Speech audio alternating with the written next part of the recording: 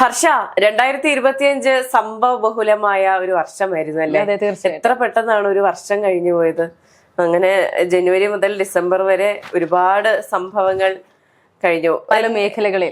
പല മേഖലകളിൽ കല, രാഷ്ട്രീയ, സാംസ്കാരിക രംഗത്തെ പല സംഭവങ്ങളും നമ്മൾ കണ്ടു, നമ്മൾ സംസാരിക്കുകയും ചെയ്തിട്ടുണ്ട്. അപ്പോൾ നമ്മൾ അതാണ് നോക്കുന്നത്. വർഷം തുടങ്ങിയത് ഏതിൽ നിന്നായിരുന്നു? വർഷം തുടങ്ങിയത് അതായത് ഈ പറയുന്ന ബോബി ചെമ്മണ്ണൂർ ഹണിറോസ് വിഷയത്തിലായിരുന്നു ഫസ്റ്റ് ഒരു വിവാദം ഉണ്ടായി തുടങ്ങിയത്. ആ ഒരു വർഷം 2025 തുടക്കം കത്തിച്ച ഒരു വാർത്ത എന്ന് പറയുന്നത് അതായിരുന്നു. അത് വലിയ രീതിയിലുള്ള വിവാദമായെങ്കിലും പക്ഷെ പെട്ടെന്ന് തന്നെ അതങ്ങ് തണുക്കുന്നത് നമ്മൾ കണ്ടിരുന്നു.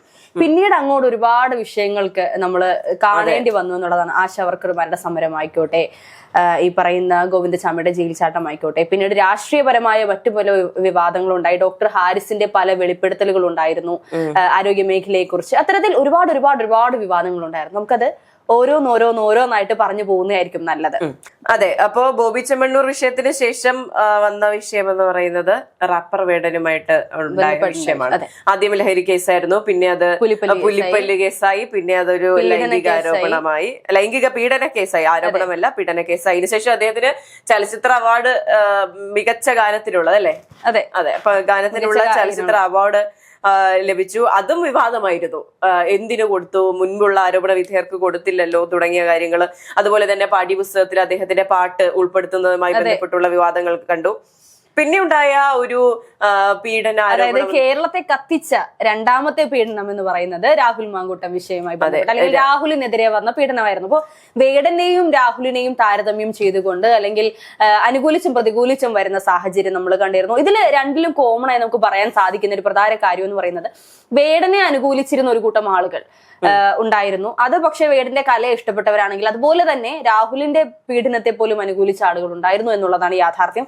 ഒരു സത്യാവസ്ഥ അറിയുന്നതിന് മുൻപും അറിഞ്ഞതിന് ശേഷവും അനുകൂലിക്കുന്നവരുണ്ട്. ഇപ്പം ഞാൻ ഉൾപ്പെടെയുള്ളവരൊക്കെ നമ്മുടെ ചാനലിൽ തന്നെയും പലതവണ ചർച്ചകളിൽ രാഹുലിനെ ആദ്യം ആരോപണങ്ങൾ വന്നപ്പോൾ അതിനെ അനുകൂലിച്ച് അല്ലെങ്കിൽ രാഹുലിനെ അനുകൂലിച്ചുകൊണ്ട് പലതവണയായി വാർത്തകൾ ചെയ്തിട്ടുണ്ട്, പലതവണ ചർച്ചകൾ ചെയ്തിട്ടുണ്ട്. പക്ഷേ പിന്നീട് അതിന്റെ ആധികാരികത പുറത്തു വരുന്നതനുസരിച്ച് നമുക്ക് പോലും പിന്നീട് മാറ്റി പറയാൻ സാധിക്കാത്തൊരവസ്ഥയിലേക്ക് പ്രതിസന്ധിയിലാവുന്ന ഒരു ഘട്ടങ്ങൾ ഉണ്ടായിരുന്നു. അതുപോലെ തന്നെയായിരുന്നു വേടന്റെ കാര്യത്തിലും ഇത്തരത്തിൽ പീഡന പരാതികൾ വന്നപ്പോൾ ആ ഒരു ഈ പറയുന്ന വേടന്റെയും രാഹുലിന്റെയും പീഡന പരാതി കേരളത്തെ കത്തിച്ചു എന്ന് നമുക്ക് വേണമെങ്കിൽ പറയേണ്ടി വരുമെന്നുള്ളതാണ്. അതിനുശേഷം നമുക്ക് എടുത്തു പറയേണ്ട ഒരു സംഭവം എന്ന് പറയുന്നത് നടിയെ ആക്രമിച്ച കേസ്. ഡിസംബർ 8 അതിന്റെ വിധി വന്നത്. അതിലെ എല്ലാവരും ഉറ്റുനോക്കിയിരുന്ന പ്രതിയായ 8ാം പ്രതിയായ ദിലീപ് ഗോപാലകൃഷ്ണൻ അദ്ദേഹം കുറ്റവിമുക്തനാണെന്ന് കോടതി പറഞ്ഞു. അതിനെ തുടർന്ന് ഒരുപാട് വിവാദങ്ങൾ നാം കണ്ടു. അതിനോടൊപ്പം തന്നെ പറയേണ്ട മറ്റൊരു കാര്യം AMMA സംഘടനയുടെ തലപ്പത്തെ അഴിച്ചുപണിയായിരുന്നു. മോഹൻലാൽ രാജിവെക്കുന്നു, അതുപോലെ തന്നെ മറ്റ് സംഘടനയിൽ ഒരു നേതൃമാറ്റം ഉണ്ടാകുന്നു. ഹേമ കമ്മിറ്റി റിപ്പോർട്ട് വരുന്നു. ഹേമ കമ്മിറ്റി റിപ്പോർട്ടിനെ പറ്റിയാണ് ആദ്യം സംസാരിക്കുന്നത്. ഒഴിക്കാൻ പറ്റാത്ത ഒരു വിഷയമാണ് ഈ പറയുന്ന സിനിമാ സംഘടനയുമായി ബന്ധപ്പെട്ട് നമ്മൾ ഹേമ കമ്മിറ്റി റിപ്പോർട്ടിലെ കുറച്ച് വിവരങ്ങൾ പുറത്തു വന്നപ്പോൾ തന്നെ അത് വളരെ ഞെട്ടിക്കുന്ന സംഭവമായിരുന്നു. നമ്മളൊന്നും പ്രതീക്ഷിക്കാത്ത പല താരങ്ങളുടെയും ബാക്കിയുള്ള ഒരു വലിയ ഭാഗം നമ്മൾ ഇതുവരെയും കണ്ടിട്ടില്ല. അതിന് പുറം ലോകം കാണുപോയത് അറിയില്ല. അതിനെ തുടർന്ന് AMMA സംഘടന നേതൃത്വത്തിൽ മാറ്റം വരുന്നു. കുറേയേറെ സ്ഥാനാർത്ഥികൾ പിൻവലിക്കപ്പെടുന്നു. ഒരു വലിയ കുറെ എന്തൊക്കെയോ ടെസ്റ്റുകൾ സംഭവിക്കുന്നു. അതിനുശേഷം അതായത് ഒരു സ്ത്രീ തലപ്പത്തേക്ക് വരുന്നു എന്ന് പറഞ്ഞുകൊണ്ട് അത് വലിയ രീതിയിൽ ശ്രദ്ധ ആകർഷിച്ചിരുന്നു എന്നുള്ളതാണ്. ശ്വേതാ മേനോൻ വരുന്നു. അതിനുശേഷം ഒരു സ്ത്രീയുടെ നേതൃത്വത്തിൽ സ്ത്രീക്ക് ഇതൊക്കെ സാധിക്കുമോ എന്ന് ചോദിച്ചെടുത്തു നിന്നും കൃത്യമായി കാര്യങ്ങൾ കൈകാര്യം ചെയ്യാൻ സാധിക്കുന്ന ഒരു രീതിയിലേക്ക് ആ ഒരു സംഘടന മാറുന്നത് നമ്മൾ കണ്ടു. ഈ പറയുന്ന നടിയെ ആക്രമിച്ച കേസും ഈ അമ്മയുടെ അഴിച്ചുപണിയും നമ്മൾ കണക്ട് ചെയ്യേണ്ടത് തന്നെയാണ് എന്നുള്ളതാണ്. ഈ ഒരു നടിയെ ആക്രമിച്ച കേസിൽ ദിലീപിന്റെ പേര് വന്നതിന് ശേഷം അതിന് പിന്നാലെ ഹേമ കമ്മിറ്റി റിപ്പോർട്ടിൽ പല താരങ്ങളുടെയും പേര് വന്നപ്പോൾ തലപ്പത്തിരിക്കുന്ന പലർക്കും തലയിലൂടെ മുണ്ടിട്ട് നടക്കേണ്ട അവസ്ഥയിലേക്ക് സിനിമാ മേഖല മാറി. അതെ, സിദ്ദിഖിനെതിരെ വലിയ ആരോപണം വരുന്നു, ബാബുരാജിനെതിരെ ആരോപണം വരുന്നു, അങ്ങനെ പലർക്കുമെതിരെ, നിവിൻ പോളിക്കെതിരെ ആരോപണം വരുന്നു, ജയസൂര്യക്കെതിരെ വരുന്നു, അങ്ങനെ ഒരുപാട് നടന്മാർക്കെതിരെ ആരോപണങ്ങൾ വരുന്നു, പരാതികൾ വരുന്നു. അതും സത്യവും അല്ലാത്തതുമായിട്ടുള്ള ആരോപണങ്ങളും പരാതികളും വരുന്നു. അതിനുശേഷം പരാതി കൊടുത്ത പലവരും ഈ പറയുന്ന പരാതികൾ പിൻവലിക്കുന്ന ഒരു സാഹചര്യം വരുന്നു. പരാതി കൊടുത്ത പലരും കൊണ്ട് കേസിൽ അറസ്റ്റ് ചെയ്യപ്പെടുന്ന സാഹചര്യം വരുന്നു. അപ്പോൾ സിനിമാ മേഖലയുമായി ബന്ധപ്പെട്ട് പറയേണ്ട അടുത്ത കാര്യം എന്ന് പറയുന്നത് മോഹൻലാലിന് കിട്ടിയ ദാദാസാഹിബ് ഫാൽക്കെ അവാർഡാണ്. അത് വലിയ സംഭവം തന്നെയായിരുന്നു. മലയാളിക്ക് അഭിമാനിക്കാൻ കഴിയുന്ന ഒരു നേട്ടമായിരുന്നു അത്. അതുപോലെ തന്നെ മമ്മൂട്ടിക്ക് സ്റ്റേറ്റ് അവാർഡ് കിട്ടുന്നു. അതുമായി ബന്ധപ്പെട്ടുകൊണ്ട് വിവാദങ്ങൾ ഉണ്ടാകുന്നു. ഈ ദാദാസാഹിബ് ഫാൽക്കെ അവാർഡ് മോഹൻലാലിന് കിട്ടിയപ്പോൾ സർക്കാർ ആദരിച്ചു എന്ന് പറഞ്ഞുകൊണ്ട് മറ്റു പല കോണുകളിൽ നിന്നും ഇത്തരത്തിൽ എനിക്ക് കിട്ടിയപ്പോൾ എനിക്ക് പറയുന്ന സ്വീകരണമൊന്നും കണ്ടില്ലല്ലോ എന്ന് പറഞ്ഞുകൊണ്ട് പരാതികളുമായി മുന്നോട്ട് വരുന്ന കുറെ ഇതൊക്കെ നമ്മൾ കണ്ടിരുന്നു. അതുപോലെ വേടന് അവാർഡ് കിട്ടിയാലും നമ്മൾ നേരത്തെ മെൻഷൻ ചെയ്തു. പിന്നെ പറയേണ്ട മറ്റൊരു കാര്യമുണ്ട്, ദാദാസാഹിബ് ഫാൽക്കെ അവാർഡ് കിട്ടുന്ന സമയത്ത് മോഹൻലാല് ബിഗ് ബോസ് ഹോസ്റ്റ് ചെയ്യാണ്. ബിഗ് ബോസ് നടന്നു സീസൺ 7-ൽ. അതും എല്ലാ വർഷവും ഉണ്ടാവുമെങ്കിൽ പോലും ഇത്തവണ മോഹൻലാലിന് പോലും വലിയ വിമർശനങ്ങൾ ഏറ്റുവാങ്ങേണ്ടി വന്നിരുന്ന, അതായത് കോടികൾക്ക് വേണ്ടി അല്ലെങ്കിൽ ഈ പറയുന്ന പണത്തിന് വേണ്ടി വളരെ മോശമായ പരിപാടികൾക്ക് ഹോസ്റ്റ് ചെയ്യുന്നു എന്ന് പറഞ്ഞുകൊണ്ട് പല കോണുകളിൽ നിന്നും വലിയ വിമർശനങ്ങൾ ഉണ്ടാകുന്നത് നമ്മൾ കണ്ടു.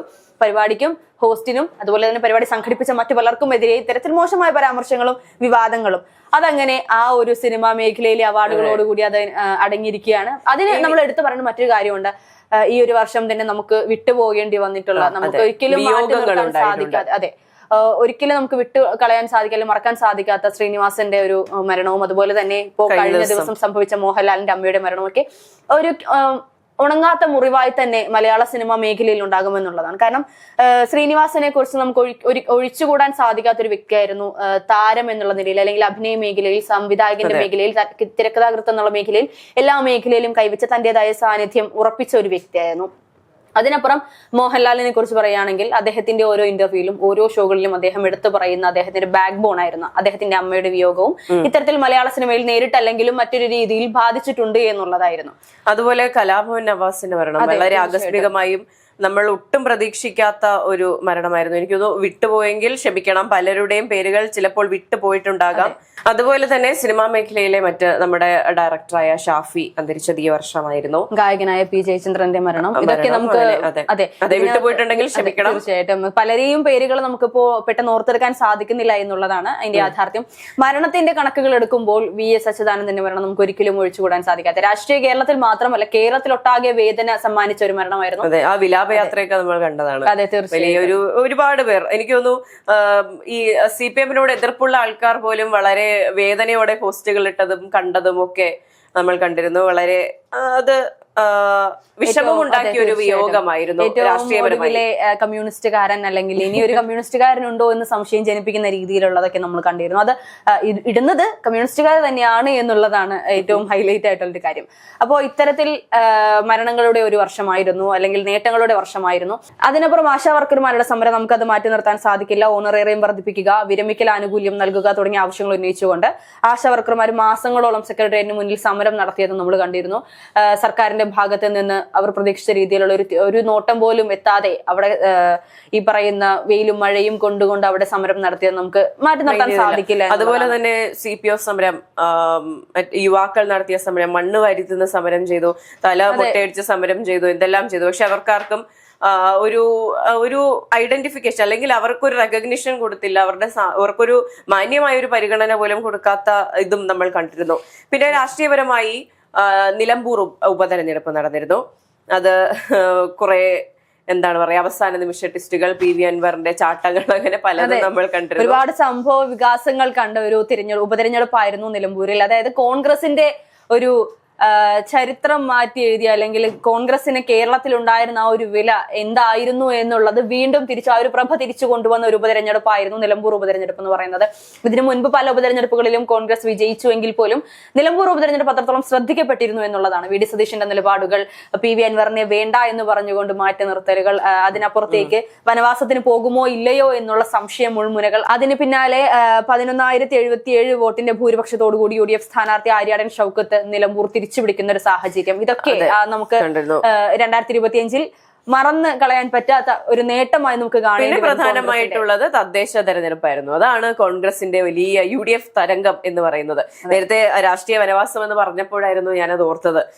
2026-ലെ നിയമസഭാ തെരഞ്ഞെടുപ്പിൽ ജയിച്ചില്ലെങ്കിൽ രാഷ്ട്രീയ വനവാസത്തിന് പോകുമെന്നാണ് VD സതീശൻ പറഞ്ഞിട്ടുള്ളത്. അപ്പൊ അത്രയും കോൺഫിഡൻസോടെയാണ് UDF രാഷ്ട്രീയത്തെ കാണുന്നത്, ഇനി അടുത്തുള്ള വരും തെരഞ്ഞെടുപ്പുകളെ കാണുന്നത്.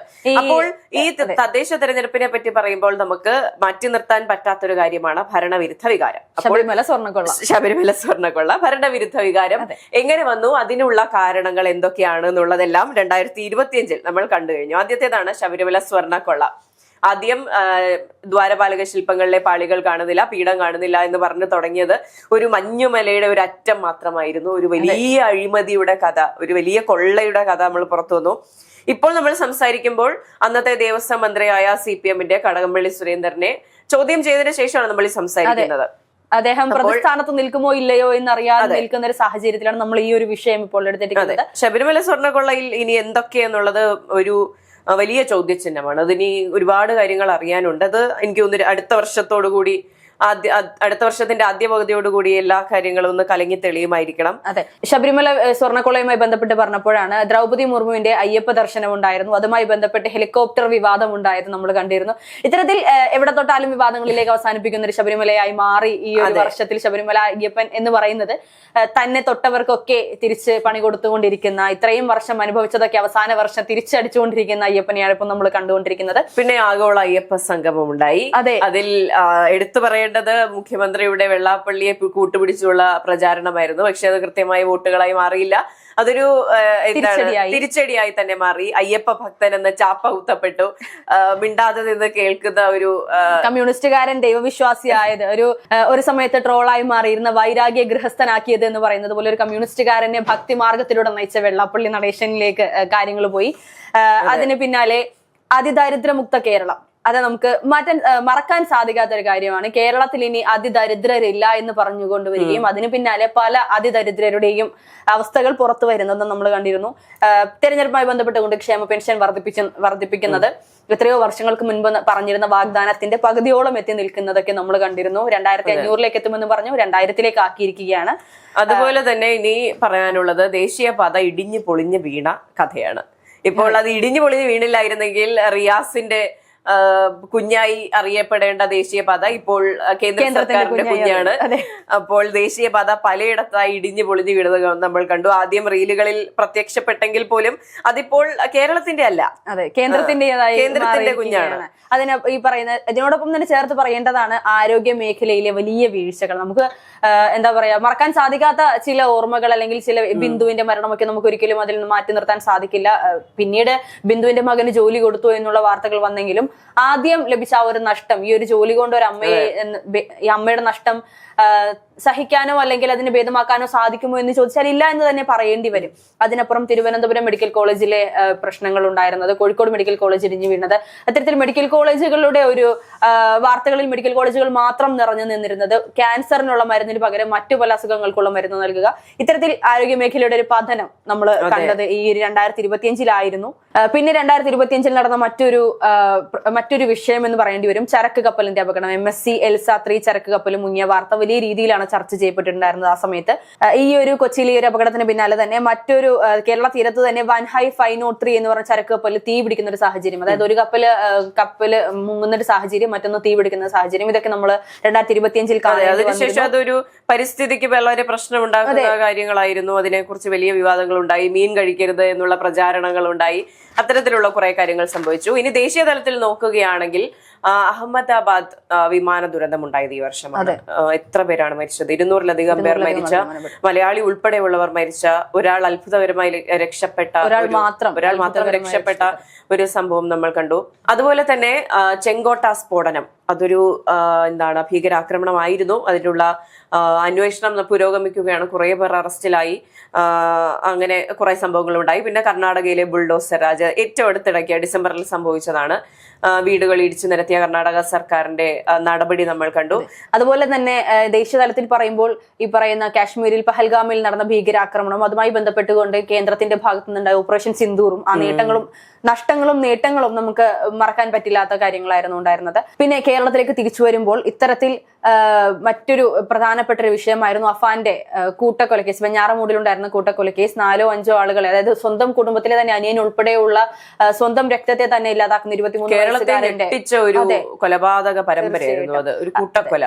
അതിനപ്പുറം കേരളത്തിൽ ഇത്തരത്തിൽ ഒരുപാട് കൊലപാതകങ്ങൾ ഈ 2025 സംഭവിച്ചിരുന്നു എന്നുള്ളതാണ്. ചെന്താമരയുടെ കൊലപാതകം നമുക്ക് മറക്കാൻ സാധിക്കില്ല.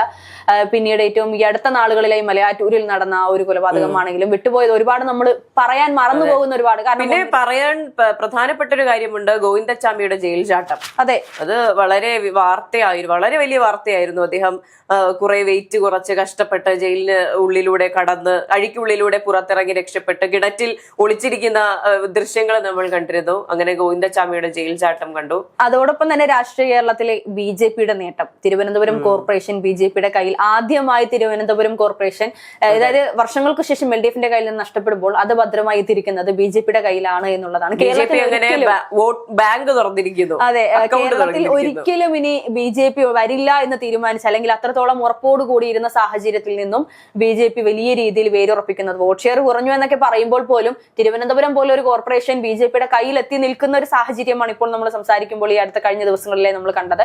ഇതുമായി ബന്ധപ്പെട്ടുണ്ടായ കുറെ വിവാദങ്ങൾ, അങ്ങനെ ഒരു സംഭവ ബഹുലമായ ഒരു വർഷം 2025 കടന്നു പോവുകയാണ്. അതെ, ഇനി അന്താരാഷ്ട്ര തലത്തിൽ നോക്കുകയാണെങ്കിൽ യുദ്ധങ്ങൾ ഉണ്ടായ, ഒരുപാട് മരണങ്ങൾ ഉണ്ടായ, കുഞ്ഞുങ്ങൾ ഉൾപ്പെടെ ഒരുപാട് പേർ, കുഞ്ഞുങ്ങളും സ്ത്രീകളും ഉൾപ്പെടെ ഒരുപാട് പേർ മരിച്ച യുദ്ധങ്ങൾ നമ്മൾ കണ്ടു. ഗാസ ഇസ്രയേൽ യുദ്ധമുണ്ടായി, റഷ്യ യുക്രൈൻ യുദ്ധമുണ്ടായി. ഗാസ ഇസ്രയേൽ യുദ്ധത്തിൽ വെടിനിർത്തൽ പ്രഖ്യാപിച്ചിട്ടുണ്ടെങ്കിലും അങ്ങിങ്ങായി കുറെ അധികം കലുഷിത സംഭവങ്ങൾ റിപ്പോർട്ട് ചെയ്യപ്പെടുന്നുണ്ട്. ട്രംപ് ഇടപെട്ടു. ഇപ്പോൾ ഇന്ത്യയിൽ ഉണ്ടായ യുദ്ധത്തിൽ പോലും ട്രംപ് ഇടപെട്ടു എന്ന് അവകാശപ്പെടുന്നു. നൊബേൽ സമ്മാനം എനിക്ക് തരൂ എന്ന് പലപ്പോഴും പറയുന്ന ട്രംപിനെയും നമ്മൾ കണ്ടു. ഏറ്റവും ഒടുവിലായി ഇസ്രയേലിന്റെ പരമോന്നത ബഹുമതിയായ ഇസ്രയേൽ പ്രൈസ് ട്രംപിന് കൊടുത്ത് സമാധാനിപ്പിച്ച നെതന്യാഹുവിനെ നമ്മൾ കണ്ടു. ഇപ്പോൾ താൽക്കാലികമായി വെടിനിർത്തൽ ഉണ്ടെങ്കിലും രണ്ടാം ഘട്ട വെടിനിർത്തലിന്റെ ചർച്ചകൾ പുരോഗമിക്കുകയാണ്. പക്ഷെ റഷ്യ യുക്രൈൻ യുദ്ധത്തെ സംബന്ധിച്ച് വലിയ പുരോഗതികളൊന്നുമില്ല. ഇതുപോലെ ചർച്ചകൾ നടക്കുന്നുണ്ട്, അതും ട്രംപിന്റെ നേതൃത്വത്തിൽ നടക്കുന്നുണ്ട്. അടുത്ത വർഷമെങ്കിലും യുദ്ധങ്ങൾ, കുഞ്ഞുങ്ങൾ മരിക്കുന്ന യുദ്ധങ്ങൾ അല്ലെങ്കിൽ മനുഷ്യർ മരിക്കുന്ന യുദ്ധങ്ങൾ ഉണ്ടാകാതിരിക്കട്ടെ. അതുപോലെ തന്നെ ഇന്ത്യയിൽ മൈപ്രണ്ട് എന്ന് പറഞ്ഞുകൊണ്ട് നരേന്ദ്രമോദി കൊണ്ട് നടന്നിരുന്ന ട്രംപിന്റെ ഭാഗത്ത് നിന്നും അമേരിക്ക വലിയ രീതിയിൽ ഇന്ത്യക്ക് താരിഫ് ചുമത്തുന്ന സാഹചര്യം നമ്മൾ കണ്ടിരുന്നു. അതായത് 50% താരിഫ് ചുമത്തിയത് നമുക്ക് ഭയങ്കര എന്താണ് പറയുക, ഒരു വലിയ ഫിനാൻഷ്യൽ ബേർഡൻ ആണ് ഉണ്ടാക്കിയത്.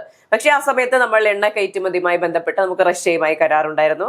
അതുമായി സംബന്ധിച്ച് ഒരു എന്താണ് പറയാ, ഒരു ബാലൻസിലെത്താൻ ഇന്ത്യക്ക് സാധിച്ചിട്ടുണ്ട്. അത് നമ്മുടെ ഗവേണൻസ് ലെവലിന്റെ ഒരു മികവ് തന്നെയാണ്. അതോടൊപ്പം പറയേണ്ട മറ്റൊരു കാര്യം, ചരിത്രത്തിൽ ആദ്യമായി സ്വർണ്ണവില 1,00,000 മുകളിലേക്ക് ഉയർന്നിരിക്കുകയാണ് 2025. അതായത് 2025 തുടക്കത്തിൽ എനിക്ക് തോന്നുന്നു 30,000 35,000 ആയിരുന്നു എന്നാണ് എന്റെ ഓർമ്മ, എനിക്ക് കറക്റ്റ് അറിയില്ല. പക്ഷെ ഇന്നിപ്പോൾ 40,000. പക്ഷെ ഇന്നിപ്പോൾ അത് നിൽക്കുന്നത് 1,02,000 എത്തി നിൽക്കുന്ന ഒരു സാഹചര്യം, 1,00,000 മുകളിലേക്ക് പോയിരിക്കുകയാണ് ഇപ്പോൾ സ്വർണ്ണവില. ഇനി വരും മാസങ്ങളിൽ ഇനി എന്തൊക്കെ എങ്ങനെയൊക്കെ കാണേണ്ടി വരും എന്നുള്ളത് നമുക്ക് കാത്തിരിക്കാം. എന്തായാലും 2025 അവസാനിക്കുകയാണ്. ഇന്ന് 2025 ഡിസംബർ 31. വർഷം അവസാനിച്ചു. നാളെ പുതിയൊരു വർഷം, പുതിയ ദിവസം, നമുക്ക് പുതിയ വാർത്തകളുമായി വരാം.